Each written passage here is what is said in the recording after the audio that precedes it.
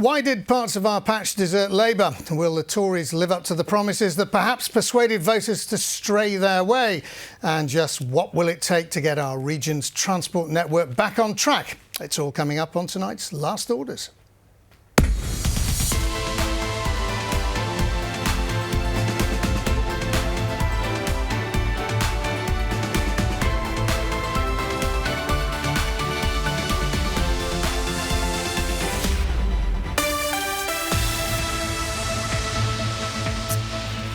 Yes, good evening and welcome to Last Orders with me, John Shires. It's our first programme since the election, the first of the decade, and barring the unexpected, the last before Brexit.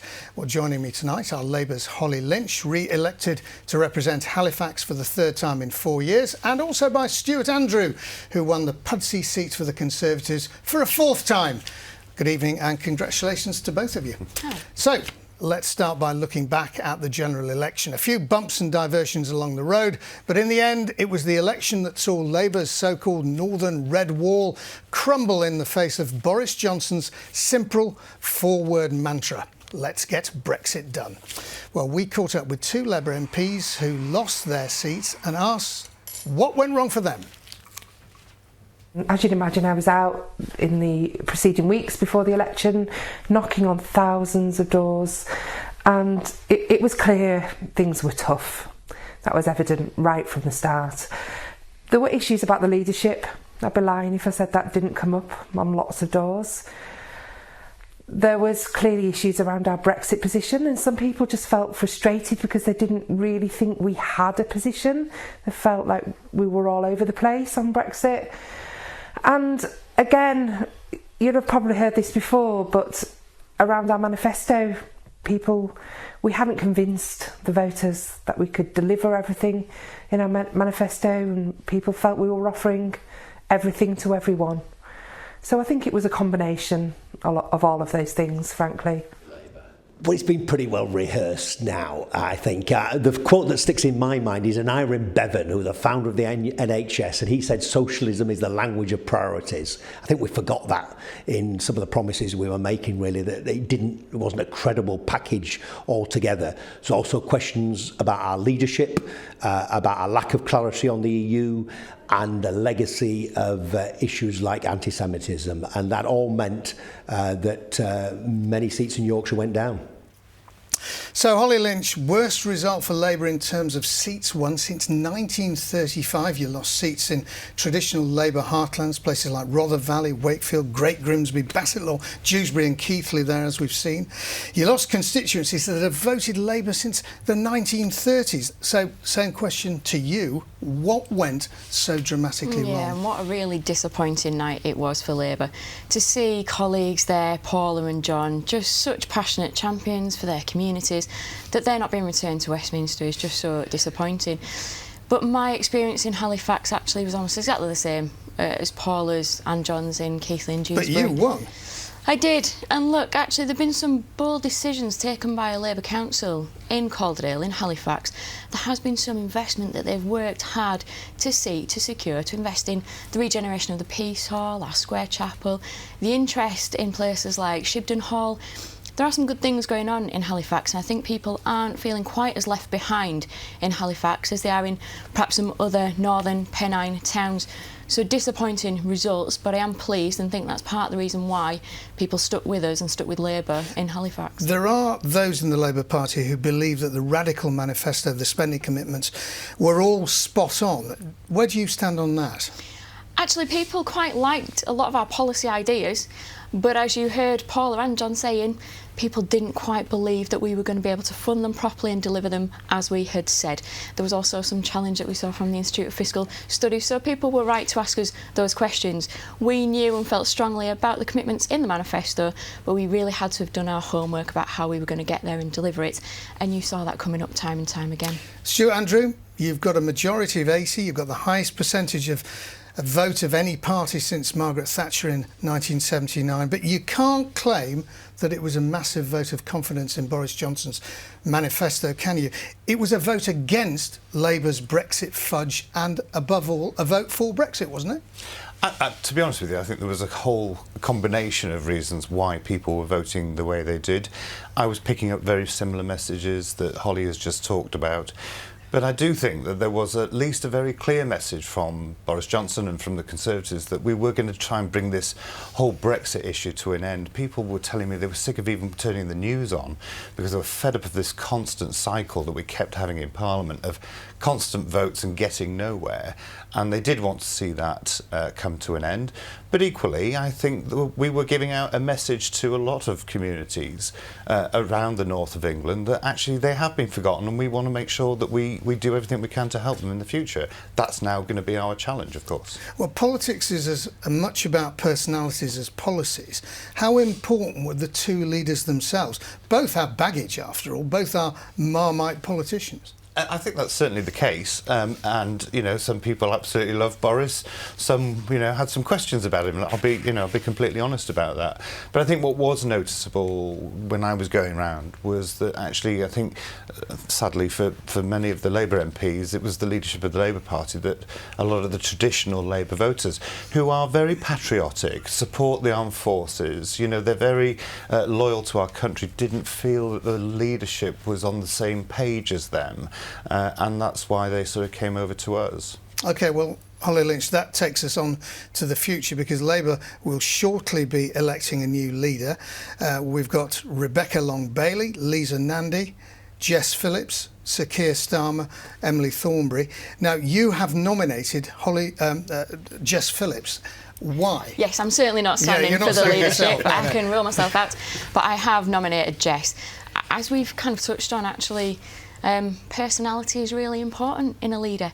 People were not convinced by Jeremy Corbyn, wanted to vote Labour, but had some reservations. I think Jess is somebody that is just incredibly honest in the way she conducts her politics. She's incredibly straightforward, but she's got a real warmth to the way she goes about her business. She came and knocked doors in Halifax, and you could see people just so pleased to see her. They thought that she got what their problems were and that she had a message for putting them right, and that's why I'm backing Jess. Is it important that it should be a woman? And also, is it important that it should be somebody from outside the metropolitan elite? Yeah, and I think there's real appetite for that. That's not to say that if you represent London, you haven't got very much something to offer the Labour Party and voters. But I do think it's important that we have something different. Jess is certainly different, and I think she's just got stacks of personality that Boris Johnson won't know what to do with that. And I think she can really stick that challenge to him at the dispatch box, but really just have that warmth, that honesty about policies that are going to reach out to people and be able to deliver them to make people's lives better. That's what they need from us. OK, Stuart, ANDREA, you probably don't want to intrude on private grief, but who would you like to see as Labour leader? Or perhaps better, who do you most fear? Well, I mean, I think actually the out of all of the contenders, I think, Lisa Nandy's certainly offering a very coal-face approach. I think she gets it from many of the constituencies surrounding hers were the ones that actually came to us, and she understands the local issues that are there. So I think she'd be obviously quite interesting as a leader. Jess is certainly a character, but I suppose what we're going to have to wait and see is what the membership vote for, and this is where this all happened in the first place. Of course, you have those front runners, if you like, in Westminster, but once it gets out to the membership, it could change quite dramatically. Well, there is a poll this morning amongst the Labour membership that puts Rebecca Long-Bailey 5 points ahead of Sir Keir Starmer. Now, governments often bang on about strong oppositions, the need for a strong opposition. That's rubbish, isn't it? You want a useless opposition, something that is going to be completely unelectable. Well, of course you don't want your opposition to be, more desirable in terms of with the electorate than your government. But I think, in fairness, most of us are very sensible, pragmatic politicians on all sides of the House, and we do recognise that actually good government, and that's good for us, we need to be held to account so that we are making sure we're double checking every single announcement we're making. How does this pass the test? Are we doing the right thing? And you only do that when you know that you'll have a strong opposition facing you who will be challenging you on those questions. Okay. So I do think it is important, actually. Well, with power comes responsibility. You made pledges in the campaign ending austerity, breaching the north-south divide, and ever since the election you've really been told that you've only been lent these Labour votes. Your responsibility, you've got to keep them. and make sure you get them next time. And it isn't going to be easy, is it? It isn't going to be easy, but we absolutely recognise that thousands of people lent us that vote. I'm delighted that the Prime Minister has said that so many times in many of his speeches, and our responsibility is to deliver for those communities. Too many of my new colleagues that I've been speaking to say that, you know, their constituents that they were speaking to felt that they were just forgotten about, and we've got to put that investment and rebalance that investment. Too long. And I understand why it's happened. You know, the London and the South East, of course, high populations, big centre of where our economy is. But there's huge potential in the Midlands and the North, and we've got to make sure that we deliver on that so that we get the best out of those areas. OK, Holly Lynch, with Brexit out of the way at the end of the month, do you see it as a fresh opportunity for Labour, a clean slate, fresh start? It is, and Stuart's already touched on that because to some extent, we're turning the page on Brexit. The majority in Parliament means that we'll be moving on to the next phases. Not done yet, of course. We've got a deal to come. And as much as Labour might want to move on, actually, we have got a job to do on Brexit. We've all got to make sure that this is delivered in a way that doesn't, you know, decimate and undermine investment, leave behind some of our communities, particularly in Yorkshire and the North. If people want to move on quickly because they're bored of it, actually, it is going to be our job to go through that detail and to do that well. It doesn't need to be on the news every night, but we'd be letting the people that elected us down if we weren't still putting up that scrutiny and that challenge to make sure Brexit is done in the right ways. But it does mean that we've opened up the opportunities to talk about so many other things again, because we are so concerned about funding for education, funding for the NHS, for our policing. These are things that we've got to put right back to the Conservatives now. OK, right, we'll leave it there, but it's time to move on now. We all love a good moan, don't we? And there are very few things we love to moan about as much as transport. Traffic congestion, late, unreliable, costly and crowded trains, buses not running to time, bus routes scrapped, you name it. We'll moan about it. The need to improve transport infrastructure, particularly in the north, has long been a hot topic, of course, and since the election, nothing's changed. Train approaching platform.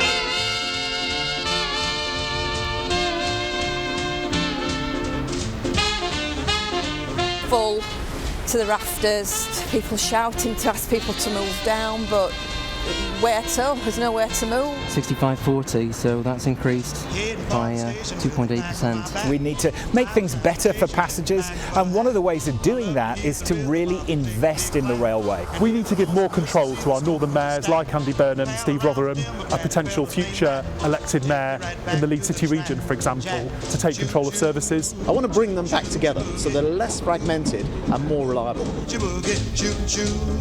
Take me right back to the track, Jack. If there were improvements that you'd like to see being made to public transport, what would they be?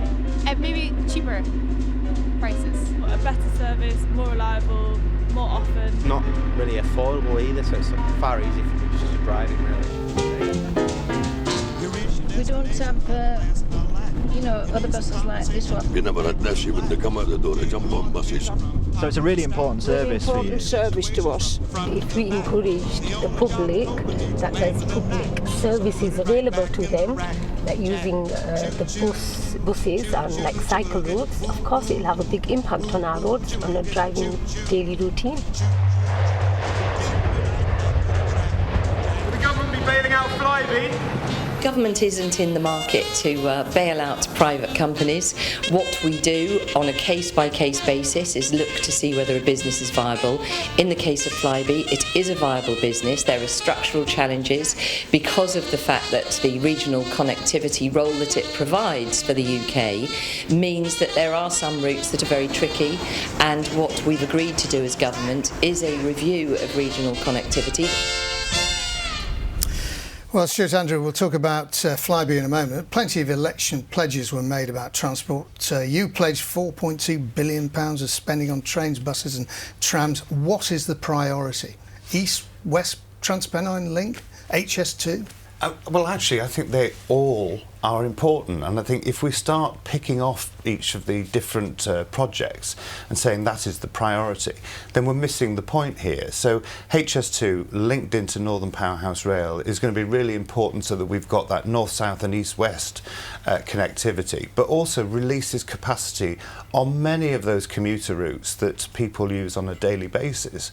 So I think that's going to be incredibly important. But it's also, and I was really glad in the election that this was being highlighted, the fact that Leeds, is one of the main cities in the UK that hasn't got a sort of integrated transport system. Let's get that up and running. That really connects, and look at, say, places like West Yorkshire. There are so many constituents of mine and Holly's that work and travel every day into Leeds or into other parts of West Yorkshire. We shouldn't just be looking at our own individual boundaries. We've got to look at where people are travelling, and many of them are travelling longer distances than they ever have before. We've got to make sure that the transport that they want to use is reliable, because we've got the climate emergency to deal with too, and this has got to be an important focus for us. Holly Lynch, Labour would have renationalised the train operating companies. It looks like Northern Rail will be brought back into some form of public ownership. Presumably you would welcome that. Yeah, absolutely. You know that things must be bad if even a Conservative government's looking at renationalising train operating companies. But that Calder Valley line that's connecting my constituents with Manchester, with Leeds, our two big cities in the north, that service is nothing short of absolutely appalling. People crammed in like sardines. They're not paying what they should be paying for tickets. Their experience, it's just terrible. You see rush hour, because it's rush hour on my Twitter, in the same way that it's rush hour on the trains, with people sending me those photos about their experience. You saw Grant Shapps there talking about the fragmented system, like that almost came as a bit of a surprise to him that he was going to do something about it. Having spent a day with Northern Rail trying to unpick what the problems here are, it's so fragmented. The train operating companies, different companies running these stations. But you can't be arguing for a return of British Rail. I mean, I'm old enough, I don't know whether Stuart is as well, but I'm old enough to remember what British Rail was like. There's no quick fixes here. But where you've got problems at Leeds Station, and actually it's somebody else responsible for providing the trains, to then operating the trains, to then providing the service at the station, to then providing the service on the track, for any one person, for any one player in that system to be able to provide the service that people need, actually this government's setting them all up for a fail. It needs that real overhaul of the bigger picture, and it's only going to come with investment, but that is what our commuters on rail absolutely need and deserve to see now. Is that the way you're thinking, the way the Conservative government is gradually thinking as well? That there has to be an element of bringing it together, and if it's public ownership, then fair enough. Well, I think we've got to explore every avenue, because at the end of the day, there is massive investment happening in the railways. This biggest investment that we've seen since the Victorian era. But unfortunately, for the day-to-day experience of most commuters, and I think of some of the stations on the Calder line that go through my constituency, where the train pulls up and nobody can get on it, that's just not acceptable. For the level of investment that is being put in, we need to see a huge improvement in the experience for the passengers that are using it. So I'm open to us looking at, getting advice from experts, people who, and we've got this review into the franchises at the moment going on, to see how we can improve it, and yes, connect all those. The train operators blaming Network Rail blaming the train operator. They've got to stop that. We've got to make sure that we get that investment working for the people who want to use these. Don't forget, we're seeing more passengers now on our trains than ever before. That's a great success story. We've just got to have the capacity to deal with them. OK, let's move on to Flybe, because the government plans to defer some of the air passenger duty payments, thought to top over £100 million. Labour Party policy, John McDonnell actually seems to say, no, that's not a good idea, which I'm slightly surprised by, because I thought he would want state aid to come to the aid of ailing companies like this. I'm sympathetic in this case to supporting Flybe. I very much heard the argument made there by ANDREA LEADSOM that actually, because of the role that Flybe play in connecting our airports up and down the country, I think there are different circumstances in relation to Flybe. But because we are now seeing a number of airlines encountering real difficulties, we do perhaps need to look at regulation, how they're functioning, why they're encountering these financial problems, so that we're not in a position where this continues to happen. But I do think there's probably a strong reason why it's important that Flybe continues to operate. Stuart, Andrea, this flies in the face of traditional Tory free market thinking, doesn't it? But I think, as Holly has just touched on then, this is a really important airline for connectivity within the UK. You know, it's important for airports like Leeds Bradford, for example. It is important for people who are doing business in other parts of the country that they're able to get there. My long-term thinking is that I hope that we have high-speed rail that can get people to these places, because then we can reduce the number of air flights, domestic air flights that we have in the UK. That's a final thought, I suppose. Should we not be ditching air travel altogether? It's the worst polluting form of transport. It is, and actually where there are those alternatives, you never want to be encouraging people to take air travel where it's not absolutely necessary. But as we've already touched on, it's incredibly difficult to get on a train and get between the cities. So I really would like that to see that be our primary concern, sort out our rail, but we wouldn't want to see that airline collapse either. OK, thanks for the moment. Now, finally tonight, it wouldn't be a proper first programme of the year without putting our politicians on the spot and asking each of them for their New Year resolutions. So, have you made any, Holly? Have you broken any? A couple. I'm really keen to learn sign language. I've got a couple of constituents where it'd be incredibly helpful if I did that and learnt sign language. I'm also quite keen to make sure I manage the time I spend on social media. It's never easy as a Member of Parliament managing social media, but I think actually not losing focus on what you're trying to achieve and not just getting bogged down in sometimes some of the nonsense that's going on social media is the way to go. Have you broken any? We will all probably be guilty of then not taking that advice and looking too often at social media, but really keen to get on with those two things. Stuart, Andrew? Resolutions? I think my first resolution is to hope that we never go in that perpetual cycle of those votes that we were having over and being in a Groundhog Day. On a personal level, I think I'm starting to get to close to 50 now. It's time for me to start looking after my health a bit more. I think I need to eat a little bit better and probably do a bit more exercise. So, if I want to carry on doing this job, I'm going to have to do that. Has it already gone out of the window so far? Well, let me say I haven't started off particularly well.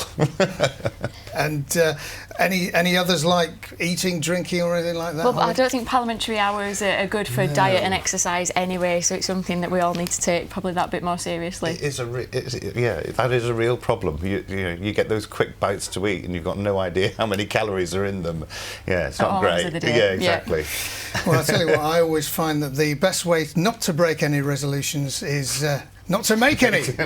And right, well, that is just about it tonight. Many thanks to our guests, Stuart Andrew, the Pudsey MP, and Holly Lynch, MP for Halifax. I will make one resolution, however. I promise we will be back with Last Orders next month. That'll probably be after Brexit. Until then, from all of us here, good night.